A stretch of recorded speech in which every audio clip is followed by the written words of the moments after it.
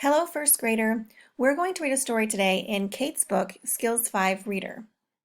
The story we're going to read today is called The Big Dig. We did find out that Max and Kate found a T-Rex bone, and they get to name it. The bad thing is that they cannot keep the bone because they found it in a state park. So based on the title, The Big Dig, what do you think is going to happen in today's story?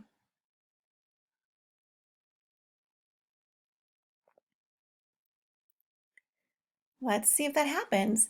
But first, we're going to preview our vocabulary. There are some vocabulary words in our story today, about 5 of them, that we're just going to go ahead and preview and learn them so that we can understand the story better. The first word is expose. That is to reveal or uncover something. For example, I lifted the rock to expose the big bug. It's just to reveal it, to show it.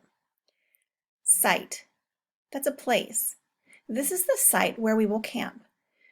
Not the one where you see from, but a site is a location. Plaster is another vocabulary word.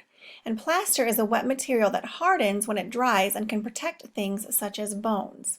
For example, when I broke my arm, I got a cast made of plaster.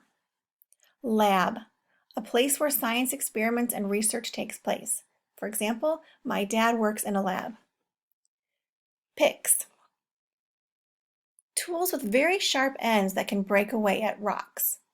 For example, we used picks on our dinosaur hunt. And if you can remember back to Domain 7, History of the Earth, Jerry the geologist used picks to get rocks for his collections, and that's part of his job. While you're listening to or reading today's story, you're going to find out how the big dig goes at the site where Kate and Max discovered a T-Rex bone. When you are finished, you will do the activity to answer questions about the story that you listened to or read today. Our reader is called Kate's book, so that means that Kate is the narrator of this story, of all the stories in this book. So let's begin reading The Big Dig. When we went back to the cliff, the bone man was there with some helpers. They had scraped the side of the cliff to expose a lot of the T-Rex. So, will you dig out all of the bones here on the site? Asked Nan. No, said the bone man. The next step will be to carve this cliff into large blocks of rock. Then we will wrap the blocks up in plaster. The plaster will keep the bones from cracking. Then we will use a large crane to set the blocks on trucks. Then the trucks will take them to my lab. Once the blocks are there, we will start digging the bones out of the blocks. What sort of tools do you use for that? Asked Nan. We use tools a lot like the ones dentists use on teeth, brushes and sharp picks. Kate and I used forks, said Max. How long will it take to carve all the bones out of the rocks? Jack asked. Well, said the bone man, we've got a lot to do. It will take some time because we have to be careful not to wreck the bones.